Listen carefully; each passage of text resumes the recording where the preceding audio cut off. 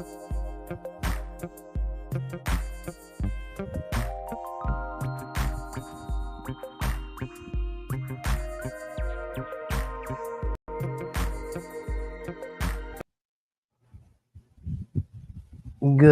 evening, ladies and gentlemen. It is J.D. Wyatt, the Southern Fried Gentleman of Southern Fried Sports. We have a loaded episode for you this evening.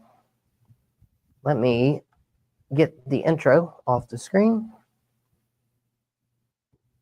But hello, we're here. We got a fantasy football show for you this evening. We've got Shane Barrett, great friend and guest of the show this evening. So y'all be nice, play well with your friends. That's all I got to say. But for GreenvilleSportsMedia.com, Arden's Burger and Grill, beef and rib, everything in between, it is football season. It is time. And tonight, if you need to get ready for your first fantasy draft or your 500th fantasy draft, we've got the information coming up for you this evening. We've got Mark. We have Mickey. Appreciate you gentlemen being here. Hopefully we have other ones out there. And of course, we have Shane Barrett, which, by the way, just to give you a little bit of information about Shane Barrett, I'll save his Polly's playoff for him to tell you about. But I want to tell you that he's Jake Crane's cousin. Yeah, you know Jake Crane, Crane and Company. Huge college football show. Yeah. Shane and Jake, they're cousins. Both of them are fantastic gentlemen. And he wouldn't be on the show if he weren't a fantastic gentleman. And so, ladies and gentlemen, may I please present Shane Barrett, fantasy football guru. I think I like to call him. I don't know what you'll end up calling him by the end of the show, but y'all give Shane a nice big hello. Well, hello, JD. Howdy. So I told him I was going to save all of the intimate details of Polly's playoffs for you to tell them about.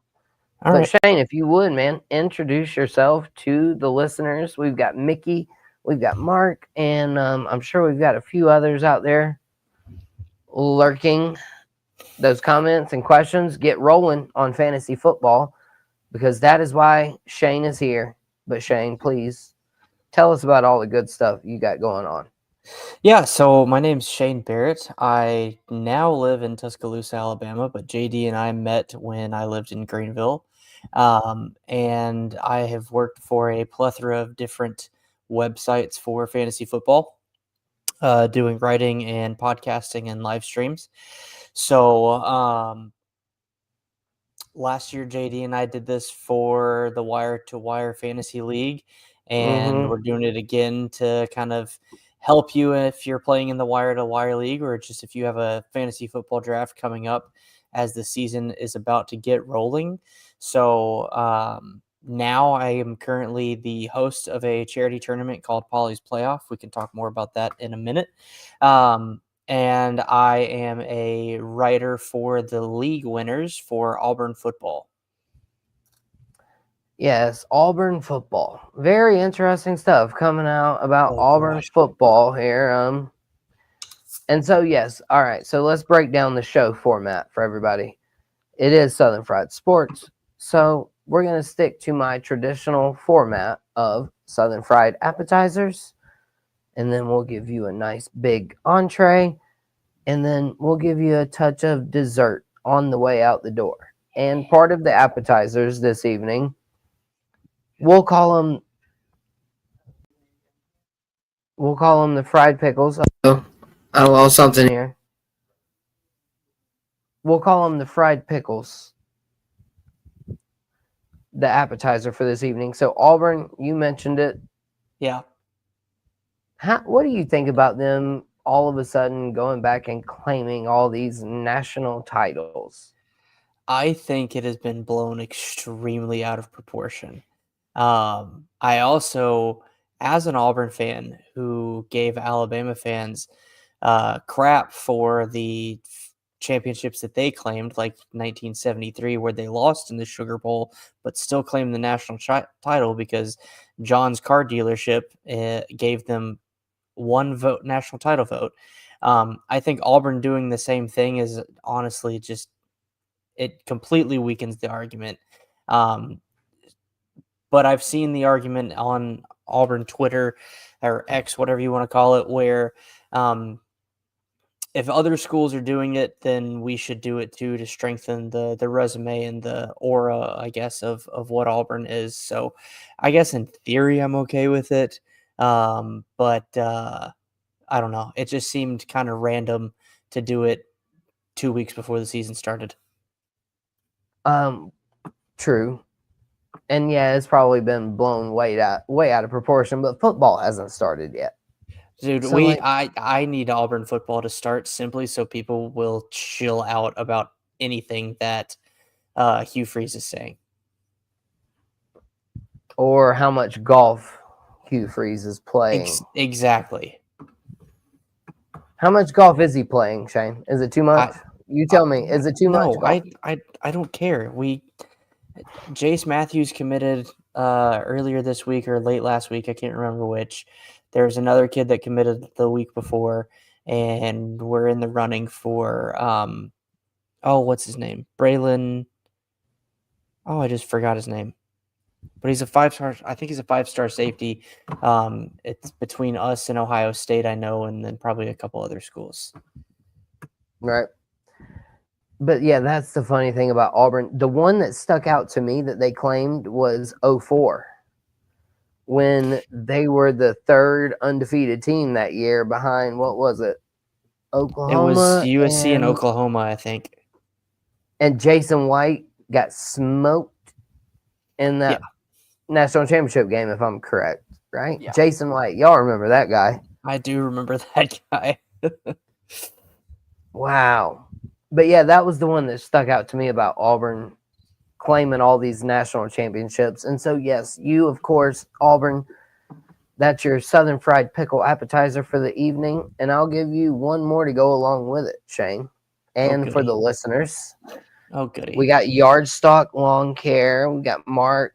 We got everybody in between over here. Shane even in here chopping it up with everybody while he is talking, no less. I'm a good multitasker like that. So, Shane, multitask on this. Okay. Everybody's talking about what the season's going to look like for Auburn this year. Please, you tell me what the Auburn season is going to look like this year. So it's funny that you asked that, because I was literally writing my season preview article for the league winners for Auburn before I came on, and I realistically think it'll probably be like 9-3. I've said since the beginning of this offseason that Hugh has to win 8 games at least to keep his job. I think there's a world where he keeps his job if they win 7 and beat Alabama and Georgia. But if he doesn't beat at least one of those 2 schools and only wins 7 games, I would be hard pressed. I personally would be hard pressed for him to keep his job, just because there is the golf thing, which I also think has been blown out of proportion. But there's the golf thing. There's been the questionable play calls in games. There's been the comments, I think in his first or second season, where he was so focused on recruiting that he wasn't prepping for games and things like that. So Auburn at this point has 3 really strong recruiting classes under Hugh Freeze. You've got to put your money where your mouth is at this point and get it to the point that the results are happening on the field. So to me, that's got to be again 7-5, beating Alabama and Georgia, 8-4, probably beating one of them, 9-3, you're probably beating both of them anyway, or losing 3 really random games like I don't know, Baylor, A&M, and Missouri, something like that. But then, yeah. So I think realistically, like 8-4, 9-3 will end up being the result. But man, if he doesn't win the right 8 or the right 7, it's going to be ugly quick. You're muted, JD. Difficult. And yes, I was talking to myself, preparing myself. Okay, just making sure. I do that from time to time just to make sure that everybody's paying attention. Not really. So yeah, we've got Yardstock. He's over here. He is a fellow Alabama resident like yourself, and this popped up on the feed, and thanks to Shane being here, this popped up. So Yardstock, make sure to hit like and subscribe on us, bro. I'm actually a Gamecock fan, and I'm an Auburn fan, if you hadn't figured that out. Yeah, Shane is the Auburn fan. We're not SEC fans. We're not one of those. My team is eliminated. Let me root for the SEC guys. At least I'm not. It depends on the school, I think. I want to see us dominate, but I'm not going to be. I mean, I like a good story. Yeah. So like Coastal Carolina this year, fully jumped on that bandwagon for baseball. And not to go too far down a rabbit hole, but to Yardstock's point. So I'm here in the upstate of South Carolina, Yardstock. Shane's down there in Alabama. And we managed to come together for fantasy football. Heck yeah. That is the main entree coming up. So we've gotten a few appetizers kind of out of the way. And let's finish up that first one. Or actually our second one. So we have the fried pickles. This one will be your cheese sticks. So the cheese sticks is the Gamecocks. I am anxiously excited about the season. I think we too will be 8-4, 9-3 range. We're not quite there where we can take over the conference. But man, preseason hype and the Gamecocks do not go well together. Dude, James? We've been, you and I have both obviously been listening to Wire for the last couple of days. And the comments talking about the preseason hype for South Carolina have tickled me in the chat, and just what Cole and Diesel have talked about on there. I don't know, man. Like, I put it in the chat, I think it was yesterday. My biggest question for South Carolina, and maybe you can enlighten me on this a little bit more, is like, who is LaNorris Sellers throwing to? Like, I think the defense will be solid, especially with the 2 pass rushers that you guys have. And then LaNorris Sellers is a Heisman candidate, and I think he can have, this may be a bold prediction, but I think he can have a similar season to like a Cam Newton where he takes over and dominates. And I asked it in the question, who's he throwing to? Because I don't know the answer, and I'll admit I'm not like well-versed on South Carolina's roster, but I do play enough fantasy football and have to study players as they're going through college to figure out like, who am I going to be drafting in a couple years? And other than Nick Harbor, who at this point is a ton of potential, I don't know who else LaNorris is going to throw to. And that scares me the most, more than the people that you guys lost on defense. Okay. Well, first of all, I can't disagree with anything you just said. If I was I would hold a nail for you right now. I don't even like holding a nail for myself because I for sure will hit myself in the thumb. Yeah, right. But I would be so willing to hold that nail for Shane just now because he smashed it straight in the hole. I mean, Defense, yes, huge question marks. The only thing, and I'll kind of flop it on you a little bit, Shane, because Right. if you don't follow South Carolina football very much, you don't know that the wide receiver room is young and upcoming. Yeah.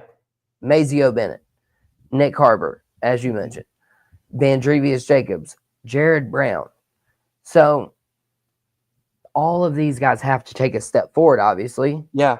because they're not household names, but they do have that potential to be. Clemson, their roster scares me up and down. That's a whole, yeah. And not only that, somebody just told me the other day that all of them show up to the weight room at like 4:45 in the morning. Oh Lord. So they're that makes me feel better. maniacs.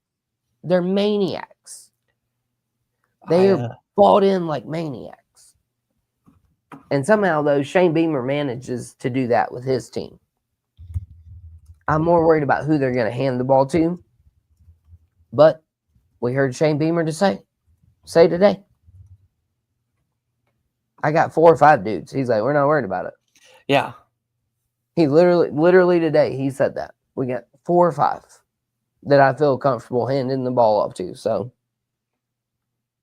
who am I to disagree with Shane Beamer? Yeah. Well, and I think, like, to that point, even, like, last year, I remember talking about South Carolina while we were in Greenville and on Wire to Wire and things like that. And the expectations were not, I think y'all finished 9-3, if I remember right. Mm-hmm. The expectations were not 9-3. The expectations were he's got to win 6 games to survive the season.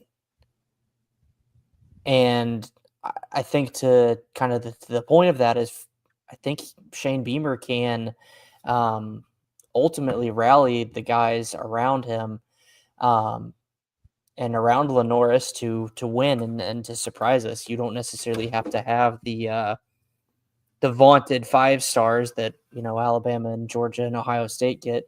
Sometimes you need some 4 stars and some 3 stars with a little bit of heart and a good coach that can get you there. So, but your comment about a Clemson made me feel better. I took out just a little dollar bet on 2 teams to win the national championship, one of them being Texas and one of them being Clemson. And looking at Clemson's roster more and more, it's like, man, they have 2 positions to figure out, and one of them isn't as big of a question mark, and that's quarterback, I think. If Klubnik can basically not suck and get the ball to the wide receivers Clemson has, the offense should be fine. But the other question mark on their offense, and I think on their roster in general, is the running back. And if you have to become a one-dimensional team to where you're only passing because you can't run the ball because you don't have that running back, that's my biggest concern. Okay. And listen, we'll transition off of college football here because we got to get to fantasy football. Yeah. But let's tie this in a nice little bow. So to exactly what you were saying, the scary part about Clemson's wide receiver room is that I can almost name all of them. Mm-hmm. Wesco, Williams, Parker. Randall is the one that just moved to running back. Running back, yep. But yeah, Moore. How can I forget TJ Moore? His mom on X, we go back and forth all the time. That's cool. Love that lady. Fantastic mom that TJ Moore has. Literally, Miss Alexandra Moore 3. You can find her on my X. And you can find me on X at JDWyatt06. You can find Shane at Polly's Playoff or at FF Shane B as well. And so before we get to the fantasy football, let's clear out some comments. Because I got to pay respect to Yard Stock Lawn Care. If you need any lawn care done in Alabama, make sure to reach out to Yard Stock Lawn Care. He said, you can call me Taylor. Pleasure to meet you. The pleasure is all mine. Taylor. Why haven't I seen these notifications before? It's a great question. Probably because my good buddy Shane Barrett wasn't on the show. We need to make that more of a regular occurrence. And then we've got Mark, Penn State fan. He says, we'll just all get to know each other real quick in these comments. But I wanted to make sure we highlighted the comments. You can't be worse than my brother. He changes his team every time they lose. But to be fair, he is a UAB alumni. And, yep, Shane, so is he. Yep. Go Blazers. Go Blazers. Got rid of football. I was there when that happened. I don't know if I've told you that before. Really? Mm-hmm. You were the fullback, weren't you? No. You were the fullback, and they couldn't play football anymore. Let's see. I support Troy, but my son attends there. My dad went there too. Nice to see a fellow Alabama resident. Let's see. Gamecock talk right here with Mark. Yeah. He'll be better now. Did you hear this story, by the way, Shane? That was one thing I was going to mention. Apparently, his dad realized there was an issue when the ball hit him in the face at Texas A&M. And he went and got contacts. Oh, my God. Are you serious? Couldn't see.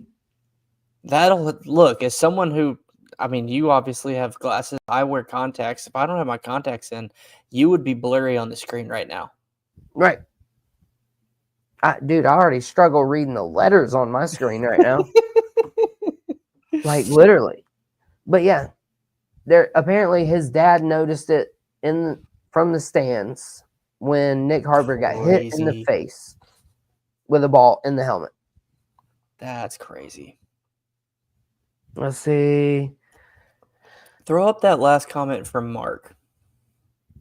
Not that one. The one that before that.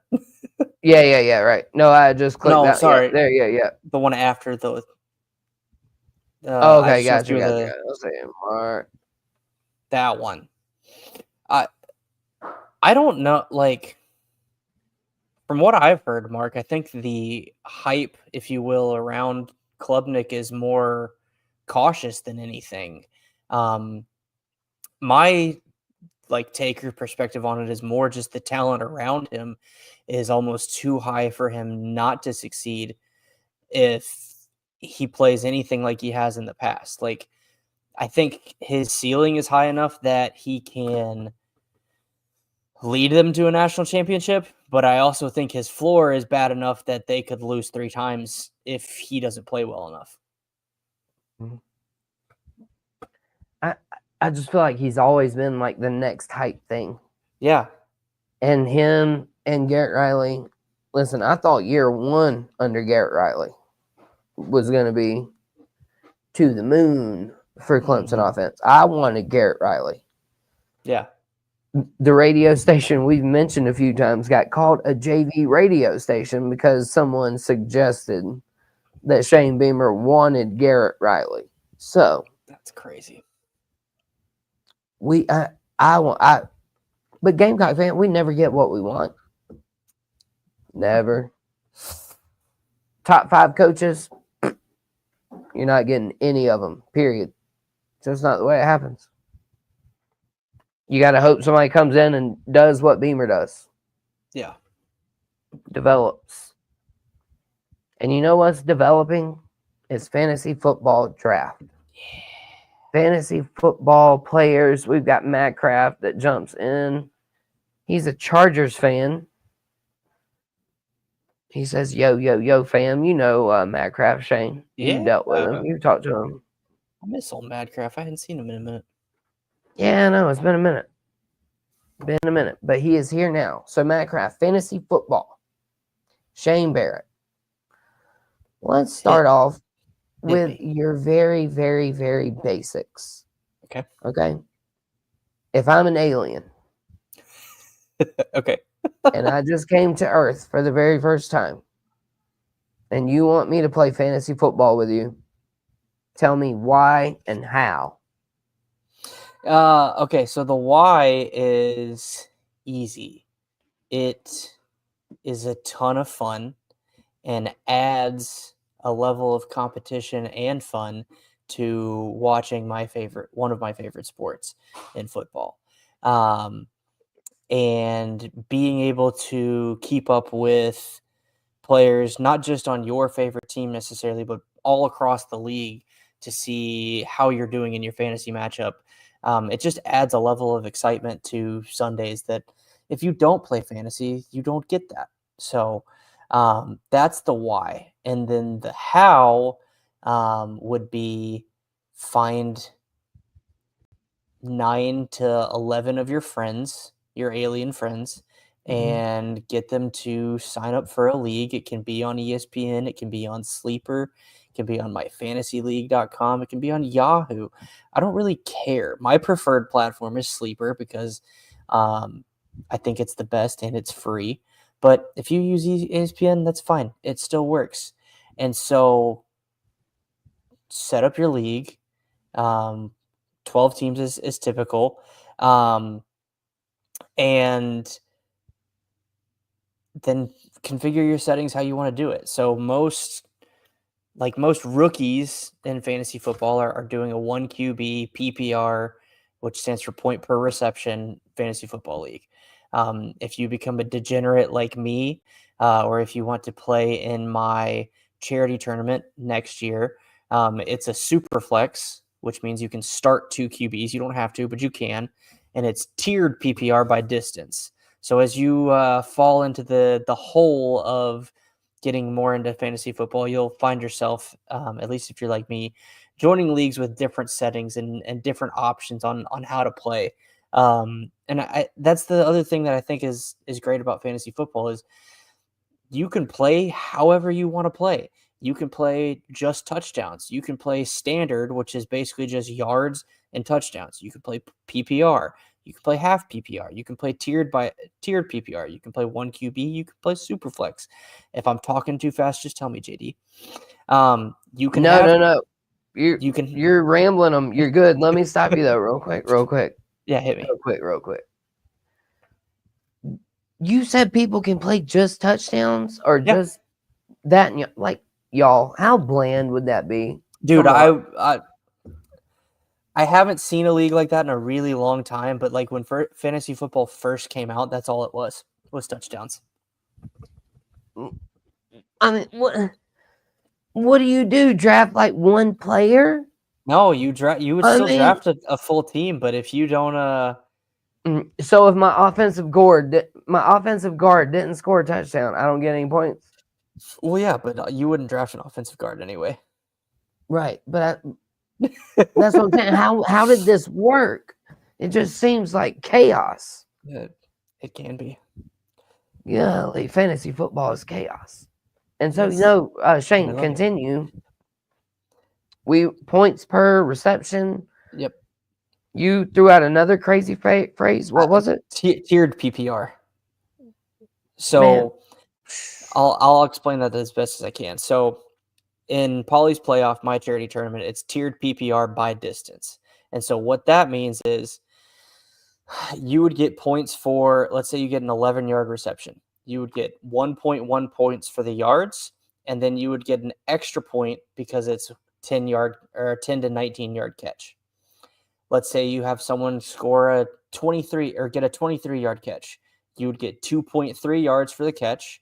And then I think the way I have it, it's an additional 1.25 for the 20-yard catch. So instead of it just being like every single catch, no matter how the distance is tiered on what the PPR is. And I kind of like that because it kind of like full PPR ends up benefiting players who just catch the ball a lot. So even if you've got your the best example I think of is like Danny Amendola, Julian Edelman, Wes Welker, those guys that are constantly catching balls, but they're like 5 yards. Those guys are still going to score a ton of points because they're getting all of those catches. But then if you go half PPR, it almost penalizes those guys a little bit too much. And so tiered PPR to me, and why I love it, is it's kind of like right in the middle of those two options. and it gives bonuses. Like the way I have it set up, it gives bonuses for longer receptions. So those big plays that we all love to see happen, you score a little more points for it too. Right. Yeah, I could be down with tiered PPR based on how you explained it. And then, of course, everybody in the chat agrees with Shane. Go figure. Spot on, Shane. You find yourself interested in games that you otherwise wouldn't care for. Exactly. And I then, don't care about the Cardinals game, but I have so many shares of Marvin Harrison Jr. that I'd like to see him do well. right. And then check this one out for Mark. My wife gets mad at me. My wife gets mad at me because she would be like, "Why are you watching the Browns versus the Cardinals? You're an Eagles fan." Like, why do you care about these two random teams? Yeah, exactly. It's because I've got their quarterback and their wide receiver and their defense and their kicker Yeah, exactly. on my fantasy football team. That's why. Exactly. That's hilarious. Matt Crab, he says he's applying a money charge for waivers and acquisitions. Ooh, so Added like an money to the actual pot. money charge, Mad? So like if you like Yeah, put in a NFL salary cap, baby. interesting. So Mad, I don't know if you've ever played this way, but my favorite way to do waivers now is doing free agent auction bidding. So basically you get a budget of like, let's say $100 each year. And when you're putting in your waivers, you can bid money on it to try and guarantee it. So I like it a little better than traditional waivers because typically those are based on your standings or like if you've put in the latest waiver, and they just get confusing and kind of stupid because people will be like, "Hey, I put the claim in for Ja'Cory Krosky Merritt first. Like, why didn't I get him?" And it's because Jim, you're got an 8-0 record and you claimed Tank Bigsby yesterday. Yeah. Like you got reset to the back of the queue. Sorry, bro. But I did it at 4:46, 2 minutes after he scored a touchdown. Dude, I know, and I feel that pain. And so that was going to be two of the next questions. We'll tie it all in together there. So we've got Madcraft, his question. If you draft digitally or on paper, and here, let me tie this one together. The waiver wire. Finish explaining the waiver wire, and yeah, I just wanted you to get that question. Yeah. And then yes, please elaborate on the waiver wire.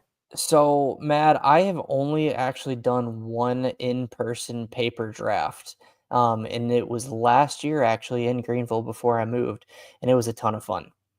I've done a couple other in-person drafts, but we ended up doing those more digitally because it's actually an auction draft. And JD, if you want me to explain that, I can later. But I've done those in person a couple times, and those are a lot of fun.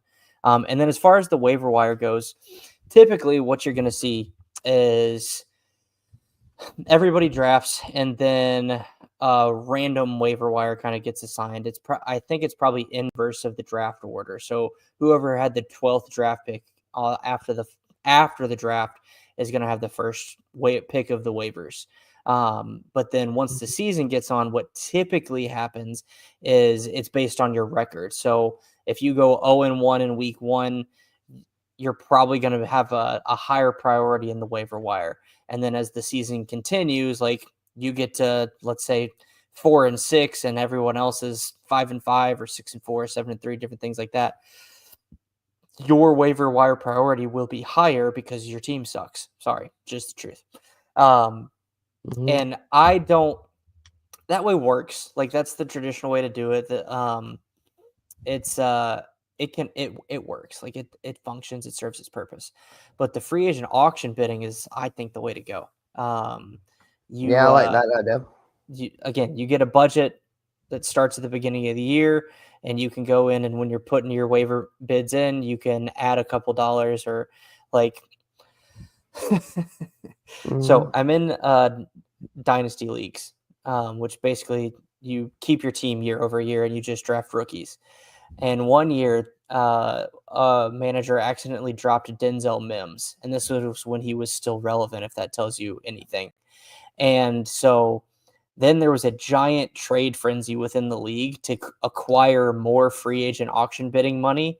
and I ended up winning, and I overbid by like, because that budget starts at $1,000. I overbid by like $300 the next guy. And then I think I cut Mims like the next year.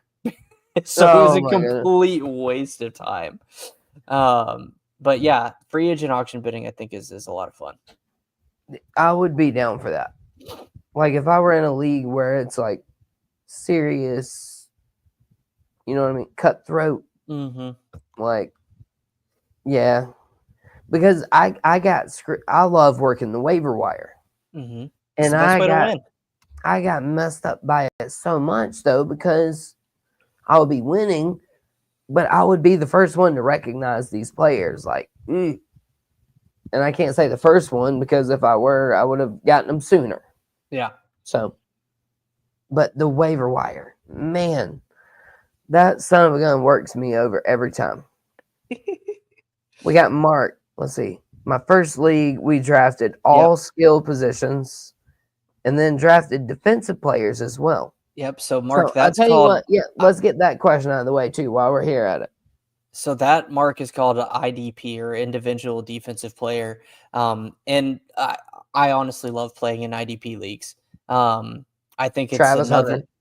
Yeah. So, oh man, I wanted to get that one out of the way. Like I said, while we were at it. In IDP leagues, like Travis Hunter is going to be a cheat code because he's going to score. If my Jaguars are going to stay true to their word and play him on both sides of the ball, he's going to score points on both sides of the ball, and it's going to be a cheat code in IDP leagues.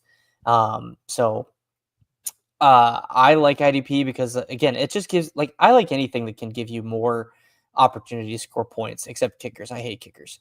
But outside of that, Pat McAfee even loves a kicker, man. I love Pat McAfee. I just hate kickers.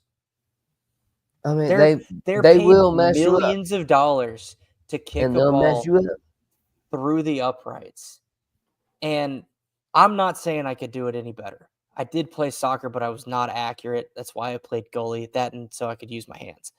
But bro, you're paid millions of dollars. You got to be better at kicking the ball through the freaking uprights. It's more mental than physical. I know. I mean, like you just said, you got to be able to kick it through the upright. So guess what all of their practice percentages are?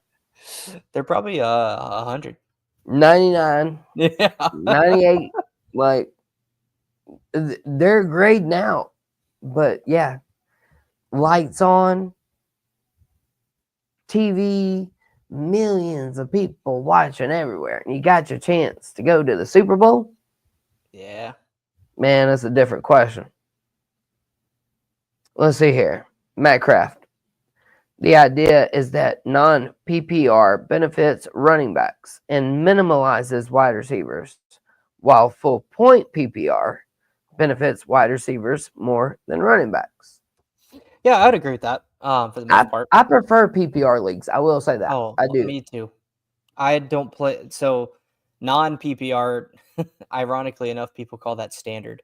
And I've seen different arguments in the fantasy community of why do we call that standard when almost everybody plays PPR? And I'm like, that's a good point. So non-PPR, I haven't seen a non-PPR league in 15 years. Yeah. So I mean, hey, back in the day though, you had to draft an offensive lineman and hope he scored a touchdown. Isn't that what we said? Yeah. So I mean, hey, yeah, please give me a point for a reception. It's like, hey, you got a buddy of yours, all right? So he won't go talk to no girls, and you want the guy to date somebody so bad. You need to go find a girlfriend. Yeah. And you tell the guy, and so he finally goes up to a girl and he just says, "Hey," and walks away. Yeah. That is what a PPR league is, ladies and gentlemen. Because you got to give that man a point per reception. My goodness. All right, let's see. Mark, I always felt like if I wasn't watching my players, they wouldn't do as well. Oh, I'm kind of to that point. I'm going to give everybody that plays in a fantasy football league a tip. Yeah, Don't I have. don't don't check Don't your want. scores. No, don't Mhm, check your scores until at least halftime of the first session of games. Don't mhm, don't even look at them. Okay? right. I It'll be know it's it'll be so better hard for your not it's to. so hard, but it'll be so much better for your mental health if you just don't look at it at least until halftime. I mean, it's just like, listen, if I go and I'm like, okay, the Gamecocks are playing at 12, and I got something to do, and I know I won't be home till 2, Mhm. and I say I'm going to record the game and I'm not going to watch it Yeah. until it's over with, like, I'm lying to myself. I'm never going to go back and watch it because I'm already going to know what's happened, and I, I just can't Yeah. do it to myself. My wife would be very happy to hear that you just said that, but she can't hear because I have headphones on, and I'm not going to tell her what you said. No, that's fine. Keep her out of this. Keep your wife's ears out of this. Magcraft, though, he says, I have not done an auction style yet. I may have to do that. Dude, they're so fun. They're so much fun. Listen, auctioneers just babble. You'll never convince me in a million years that they're saying actual words. I don't So for believe the you. one that I'm in, that is an auction league, the first 2 or 3 years that I was in it, we did have an actual auctioneer, and it was so cool. You got to That's a make them do the whole thing, though. Yeah, that's a good question, Mark. So in your typical 1 QB league right now, I'm not going to touch Shador specifically. Really any of the rookie QBs I'm not going to touch just yet. My favorite, well, no, that's not true. I would take Cam Ward. Taking Cam Ward late, if you either need a backup QB or even if you take a QB late as your first QB, I'd be fine with Cam Ward.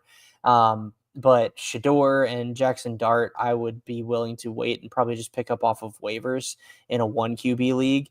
In a super flex league, then you should definitely draft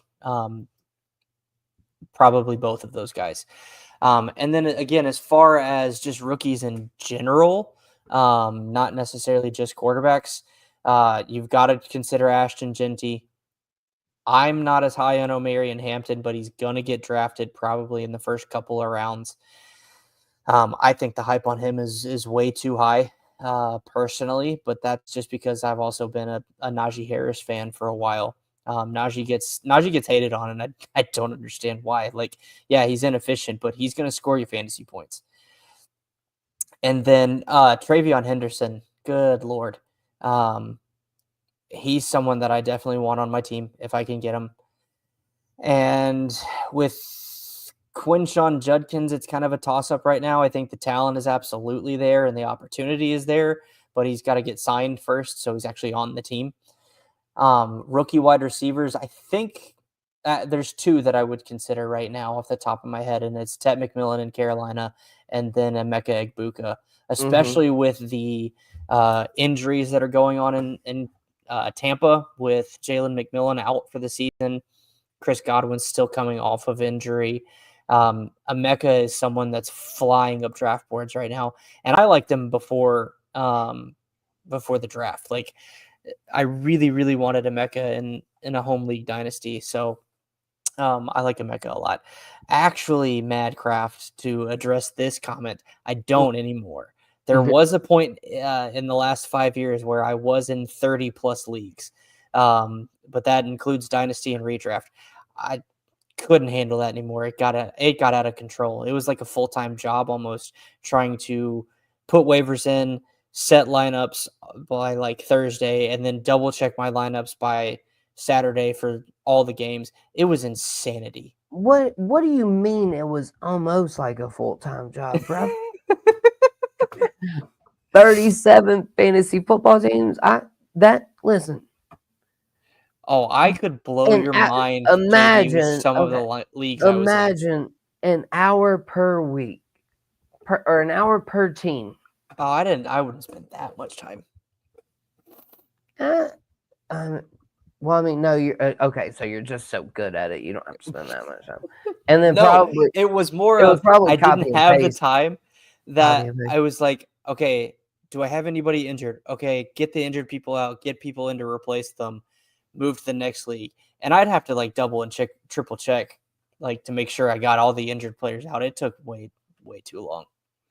Right. Okay, so Minecraft, he says it sounds like free agent auction. Put more weight on your draft night, which is how it should have Yeah, been. I think it can. All right. Mark, he asked, so when do you draft a quarterback? And do you also try to get a wide receiver that's on their team as well? I'll be honest, I am always a big fan of that. Yep. So I that's won a called fantasy league because of Peyton Manning, Demarius Thomas, an Eric Emmanuel Sanders, and Wes Welker. Nice. Yeah, so Mark, that's called stacking, and it's super popular. I actually ended up stacking in Polly's playoff, my charity tournament. I've got Amon-Ra, Jared Goff, and Jameson Williams. And I had an opportunity to draft Sam Laporta, but I was like, I already have 5 people that have a week 8 bye. I need to draft somebody that doesn't have a week 8 bye. Oh, that's what always kills me is buys. Mm-hmm. And then Madcraft, he comes in before you even said stacking. Uh-huh. So Madcraft, he might knows what he's doing. Know a little something. The last time he played, his phone would give him alerts when his players got a point. Yeah, you got to turn those notifications off. What would drive me nuts is the ones for the defense. Mm-hmm. You always start plus 10. Yeah. Your defense is plus 10 to start the game. And then they get scored on and it automatically drops to 7. And then they get scored on again and it drops to 5 or 3 or something. Yeah, defense always gives you false hope. Don't let me know that they just scored 10 points because they started with 10 points. Come on, man. All right. And so, Shane, we got into the fantasy talk. But we've got to talk about the biggest tip that we can possibly give anyone. Oh, gosh. Watch out for players with the same names. We're going to play this clip, and this is what you do not do in fantasy football. Yep. Oh! Wait, Robinson Jr.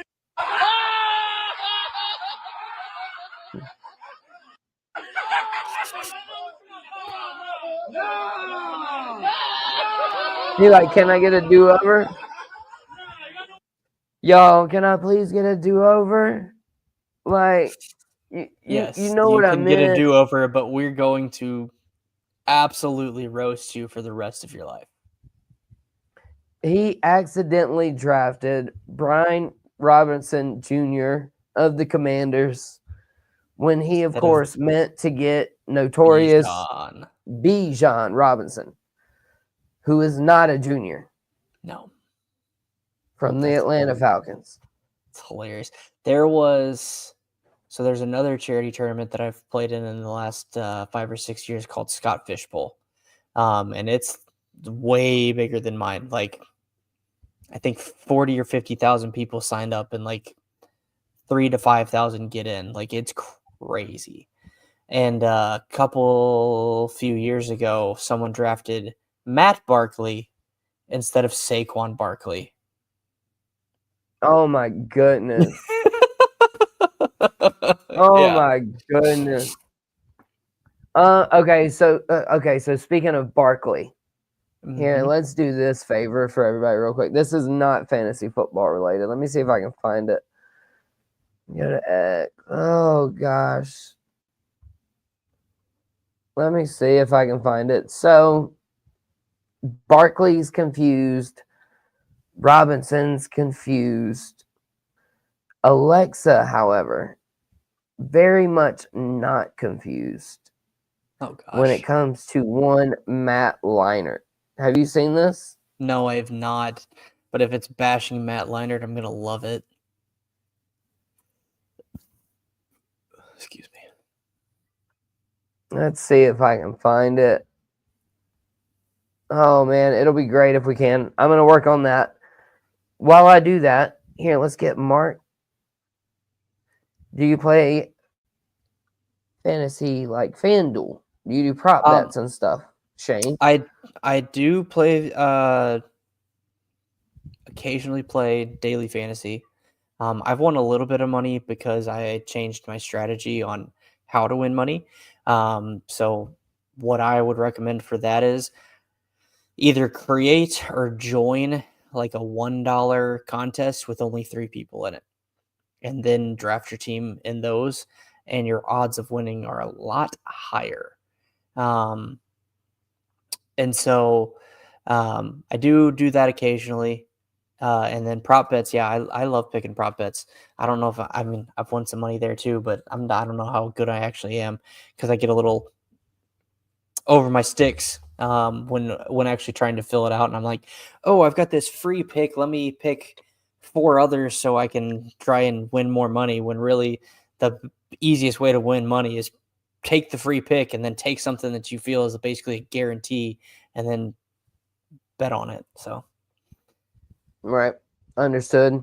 And then here I've got the video of Matt Leinart, but P Digits, let's get his comment. Please, God, And don't he pick a asked- kicker first. Please, please, please, please don't pick a kicker first.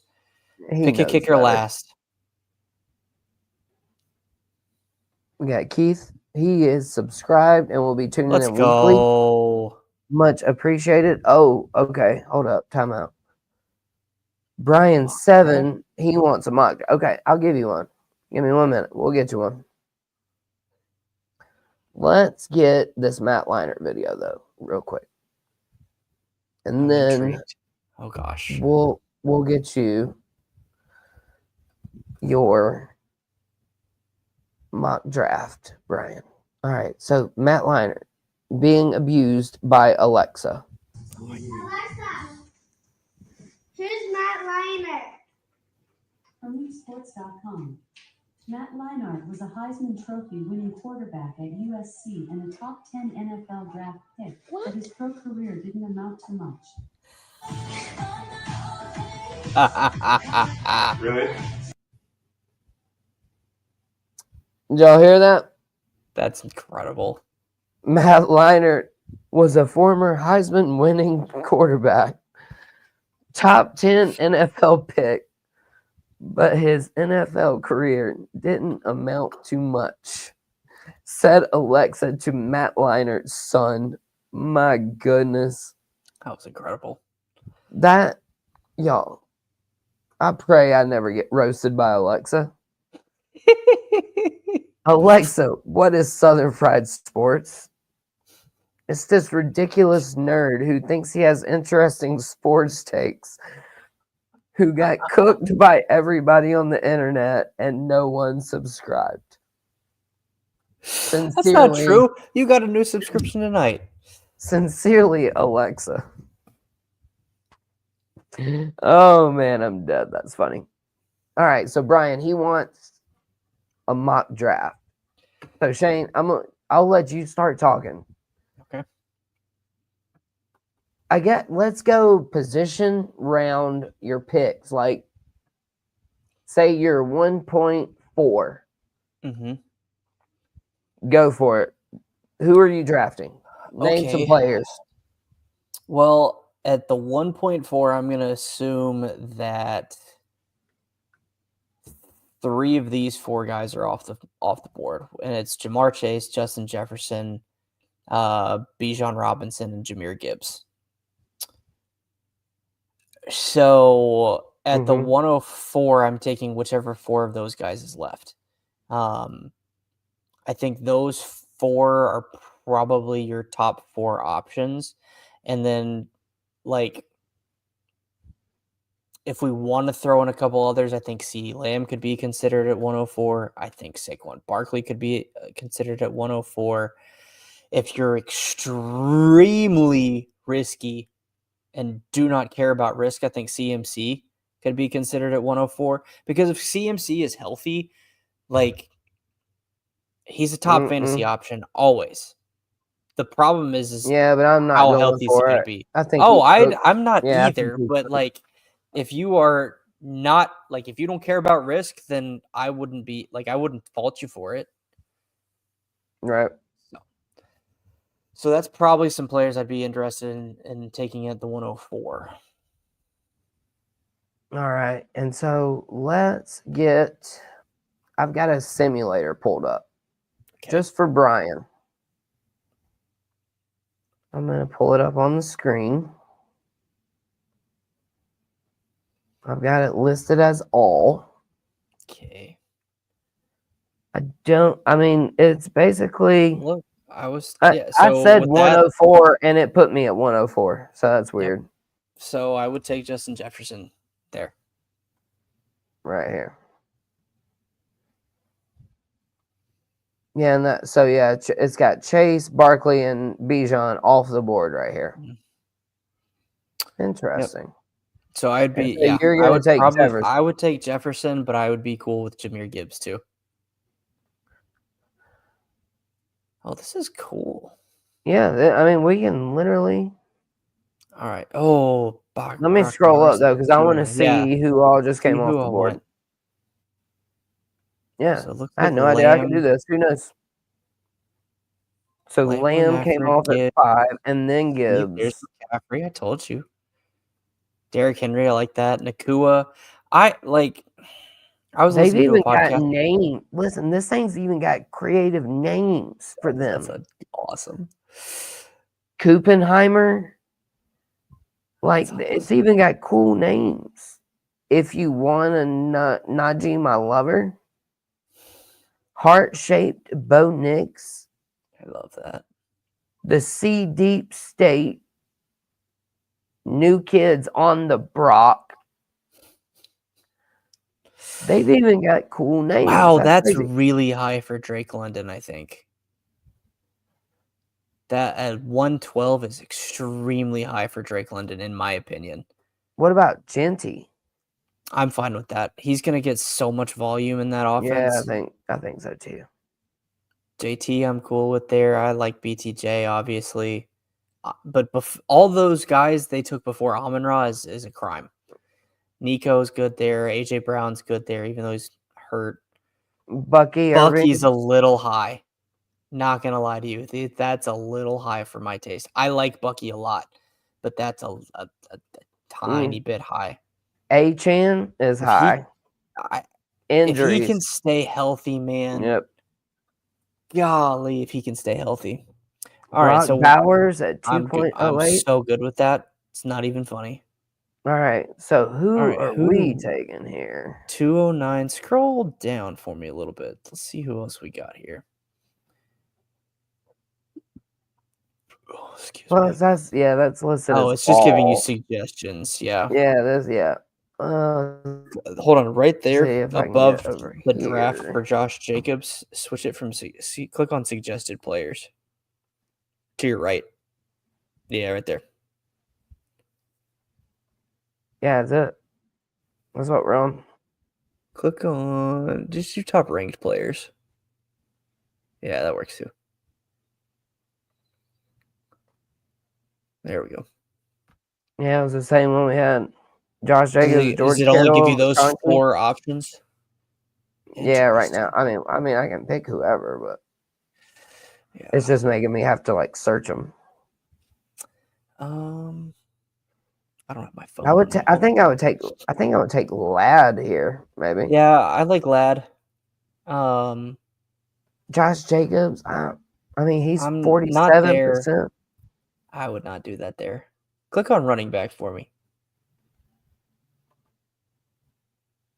Kyron Chase Brown. Who's right under them? Is that James Cook? Mm-hmm.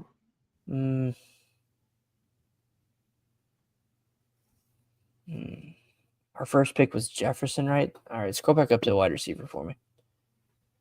Let's look there. Ladd, T, Mike Evans. Who is that? Tyreek? Yeah, I think I'd probably lean Ladd here. Yeah, I mean, based on everything else, let's go Ladd. Let's see what else we get. Because I'm curious to see the other players that this thing Lamar, picks. Josh, and Trey McBride. Ooh, and Kyron. So after we took Ladd, Jacobs came off, and then Williams. Who is that under Tyreek on our screen? Let's see. And JSN. Jigba. Yeah. Okay. He's probably not going to make it back to us, but I like him a lot this season, but I wouldn't draft him here. Go to a running back. Let's see what we got. Cook still available. Amarian. Brees Hall. So I feel like people are kind of sleeping on Brees Hall a lot, but I think we can get him later. I'm cool with James Cook here, actually. Out of those guys, to me, Cook has the best outlook. He's got a good floor. He's got a good ceiling, and there's not much competition against him. So, here go Travion. No, I want Chuba. Give me Chuba. Which pick? Our next pick isn't until is 7 picks. Oh, okay. Chuba's fine. No, I don't care either way. No, I really like what I've seen out of Travion in the preseason, and because it seems like his health is fine. Right. Who did you? And I mean, after all, this isn't a real draft anyway. But to move along with our conversation, we've been able to get Justin Jefferson. Who else did we get? Ladd McConkey, James Cook. Who was our other pick? And Hubbard. Oh, it's Chuba. Okay, Yeah. so since we got Chuba last round, I would take Travion here pretty comfortably. And I don't with the way he's playing in the preseason, I don't foresee that being a possibility in the next few weeks. So that's a good little 5-pick mock draft. I like that. Yeah, I mean that'll basically tell you what you need to do.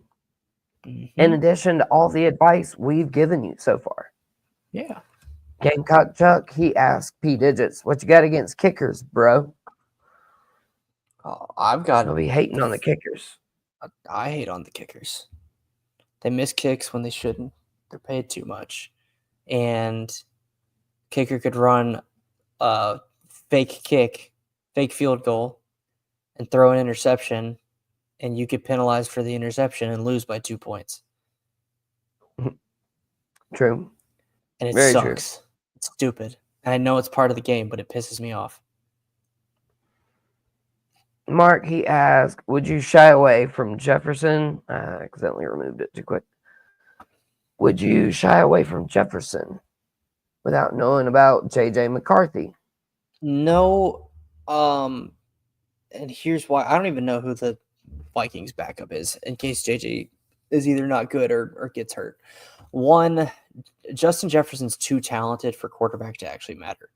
JD, I think you could throw me or you out there and with an offense, we'll say the best offensive line ever. And if we've got Justin Jefferson available, we'll figure out a way to get him the ball. And so NFL quarterbacks are even better than, you and me. So I think whoever their backup is, or if JJ's not that good, either way, Justin Jefferson's going to get funneled his targets because he's that talented. He commands that. So I'm cool with Justin Jefferson pretty much no matter what. Yeah, I mean, it's pretty much just forget about it. JJ's down there somewhere. Exactly. Throw it. That's what I would do. Yeah. I would throw it all 30 yards that I could and just go get it, JJ. That's hilarious. So, all right, last 2 questions for Shane Barrett. Fantastic comments, y'all. Everybody, appreciate you being here. Yeah, thanks for being so active, Chad. It's been fun. Yeah, absolutely. They pretty much had the car keys. Yeah. We just kind of been here, and you've been the expert that I fully expected you to be. Thanks, babe. So, last 2 questions. One of them is going to wrap up this whole fantasy football, kind of. if I told you right now you had to have Russell Wilson or Aaron Rodgers as your fantasy quarterback this year, which one are you riding with? I'm gonna go Aaron Rodgers, and my reasoning behind that is one, I thought his personality rubs people the wrong way. I don't care. Like, he's incredible at throwing the football, and I think last year the people said he sucked last year, like he was terrible, and I was like, from a fantasy perspective, he wasn't. He was still a solid QB2 option. Like, I had him in one of my leagues that I won in, and I basically rotated him and Bo Nix as my QB2. And he was fine. Like, he scored me enough points to constantly win. So, Keith, I also choose option C, and that option is Jackson Dart, because I think No, I'll give you long-term- Danny Dimes and you'll like it.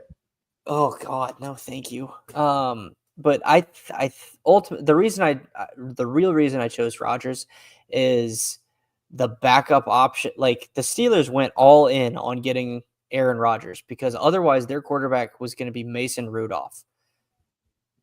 And it's like, what? Like, you guys were really willing to gamble that much that you were getting Aaron Rodgers, that you would rather go with Mason Rudolph than any of the other options, including in the draft. Like, that was stupid. But to finish that thought, I think Jackson Dart will be starting by the end of the year for the Giants, and that's why I don't necessarily want Russell Wilson. I'd be happy to take both of them, Wilson and Dart, so that way whenever that transition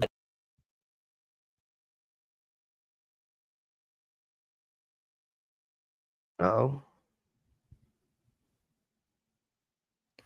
there, I bumped the cord on my mic and it came unplugged.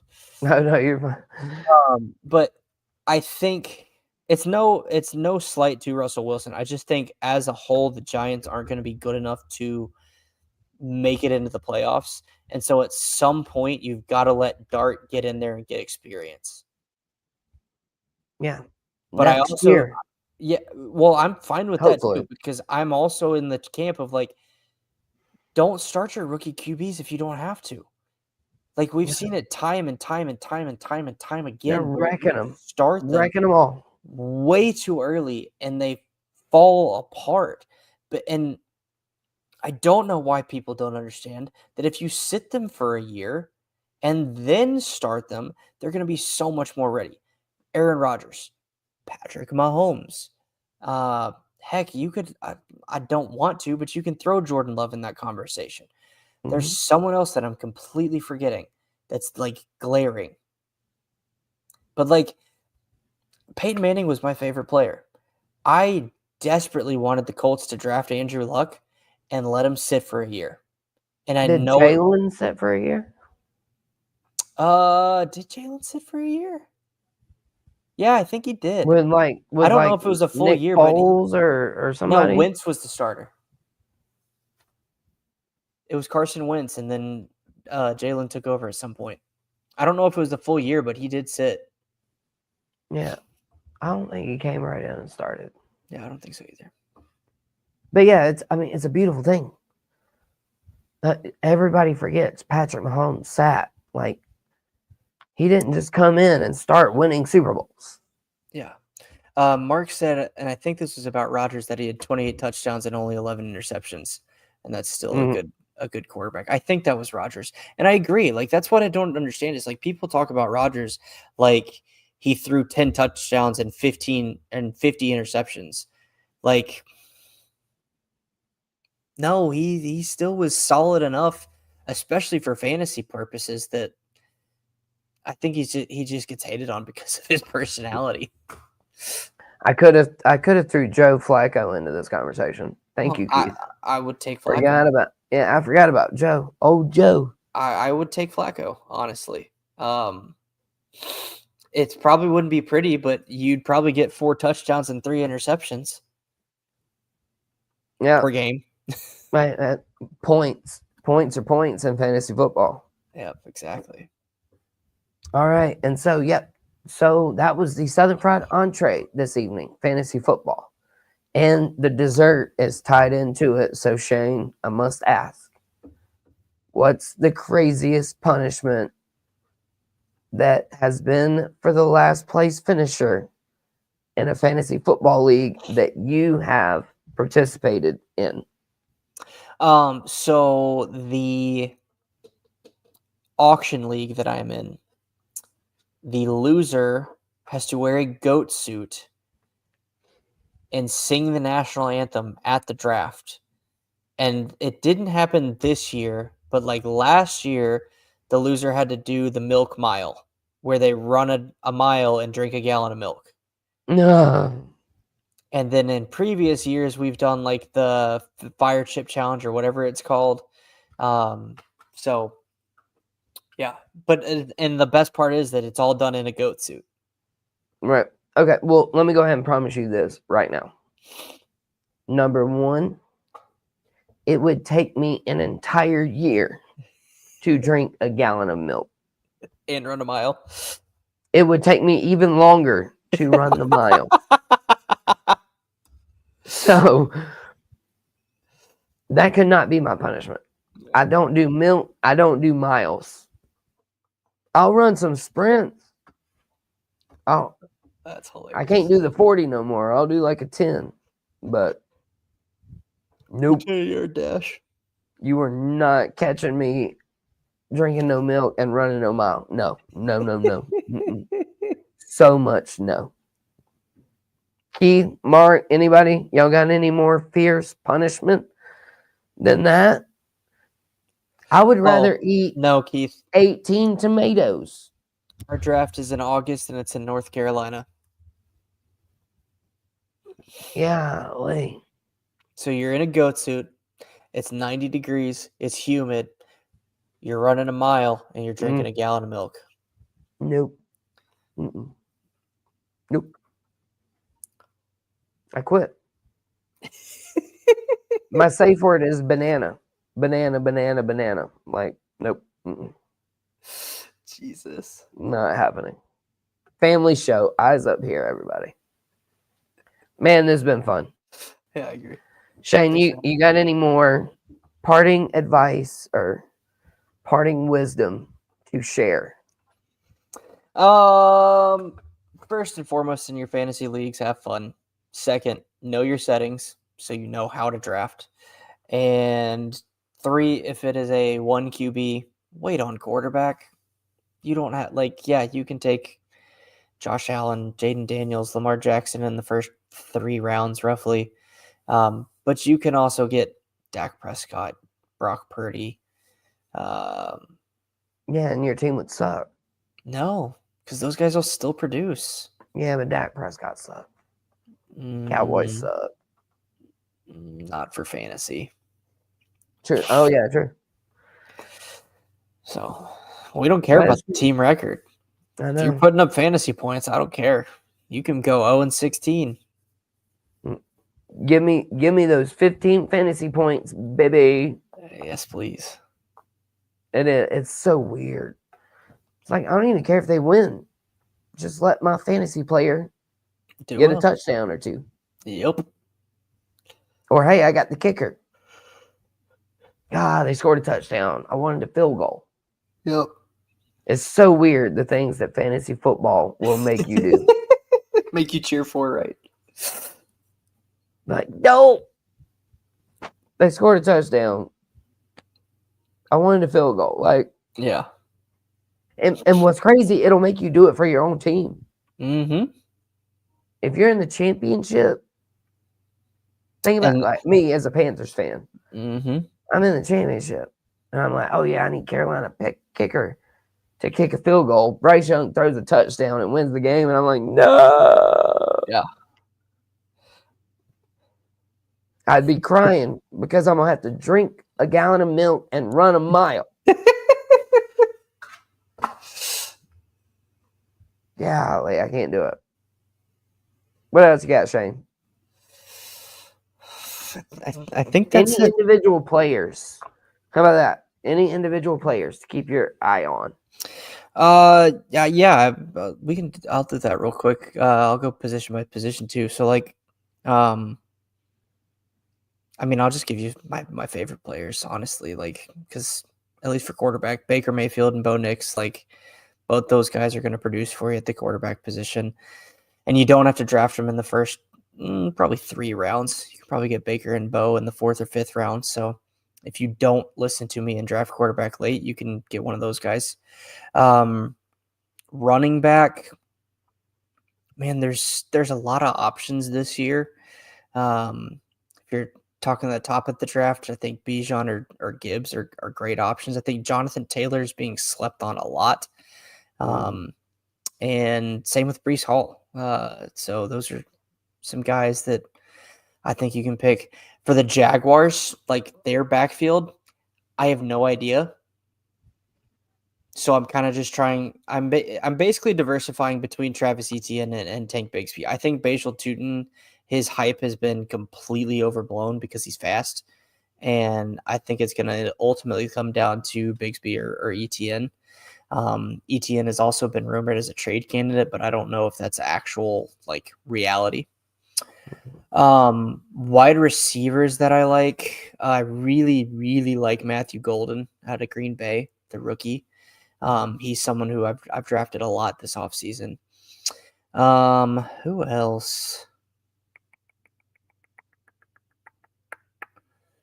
I think, especially now that Daniel Jones has been named the starter, I think if you want to get some decent value late, Josh Downs and Michael Pittman are both good options because people thought Anthony Richardson was starting and he's not as accurate, which is crazy to say that Daniel Jones is a more accurate quarterback than somebody, but he is. And so I think both of them are decent options. Cooper Kupp, like, yeah, he's not on the Rams anymore. He's with Seattle now. But DK Metcalf is not in Seattle anymore. Tyler Lockett's not in Seattle anymore. So it really comes down to Cooper Kupp and Jackson Smith and Jigba for the Seahawks. And I think Darnold is good enough to get the ball to him. So I like Cooper Kupp a lot because I don't know. I feel like people are forgetting about him and you can get him late. Zay Flowers is another good one who's a little bit later. Trying to think of anybody else that's super, super late. I don't know. I think that's it for wide receiver. And then tight end, just Tet McMillan. Tet McMillan. Yeah, I like Tet. Well, you may be able to enlighten me more on this, but and this would be a super, super late player. But Xavier Legette, people are writing him off, especially in the fantasy football industry. And I'm like, I don't understand. Like, 1, he was a little banged up throughout the year last year. And 2, they had Adam Thielen, and that was it for them to throw to outside of Xavier Legette. So now you've got Tet. You've still got Adam Thielen, who's 4 billion years old. Hunter Renfrow came back and is putting people in a blender like he used to. Xavier Legette, and the thing that I think will also benefit Legette is now he's been in the league for a year, and he's still able to learn from Adam Thielen and now Hunter Renfrow. Like, I don't know. I just feel like Legette's getting hated on. So, yeah, Legette, his whole thing was hands, and he's worked on them this offseason. Yeah. But, he only showed, flashed 1 year at South Carolina. Yeah. Like, that's like thinking Anthony Richardson's going to come in and be a great quarterback. Yeah. He played 12 games. 10, 12 games. Yeah. But yeah, XL, he's going to be fine. Yeah, I think so too. I don't even know, though, if Renfrow makes the team. Yeah. They got Jalen Coker, Horn. I hope Renfrow makes the team. I would rather him make the team than Thielen. Yeah. Like, transfer of power kind of thing. Yeah, I don't know if they'll cut Thielen, though. No, they won't. No. Some rookies or even younger guys you could look at from a wide receiver standpoint. Pat Bryant in Denver, you can get real late. Kyle Williams for the Patriots. And then I'm going to stick with, I know I just gave you Pat Bryant for the Broncos, but I'm going to stick with Troy Franklin. I've heard a lot of good things about old Troy coming out of Denver, and I liked him a lot coming out of college. So I'll stick with Troy Franklin. And then tight end, just draft Brock Bowers. And if you can't draft him, like, you can get Mark Andrews a lot later than you should. Tucker Kraft is a good option. Jake Ferguson's a good option. McBride is probably second after Bowers. He's got to get some TDs this year. Yeah. Got to. You can't catch that many balls and not start scoring touchdowns at some point. My goodness. Yeah.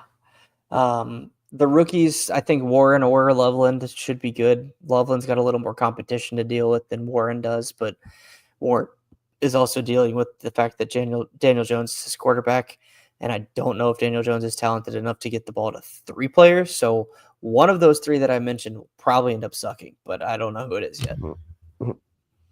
Well, we will figure it out. Yeah. And then when we were texting earlier, you had mentioned defenses. Yeah. So typically you can stream defenses based on matchups, but if you want to just go out and get a bona fide one, I like Baltimore. I like Denver. I don't mind the Lions, and I like the Chiefs. Who else? There's one other. Bills are a good option as well. Eagles, probably. Eagles, yeah. So those 6 or 7 are probably good options, man. And if you don't have one of those, rotate them week to week. Rotate them based on whoever is playing the Saints or the Colts. Yeah. Facts. That is facts. Awesome stuff, man. Listen, let's get on out of here. Let's skedaddle. Yeah. Thank you all for being here in the chat. Keith, Mark, Matt Craft, Chuck, P Digits, Taylor with Yard Stock. Yeah. Appreciate you guys being here. For GreenvilleSportsMedia.com, Shane Barrett, Paulie's Playoff. Y'all be blessed, not stressed. Good night, everybody. We'll see y'all soon.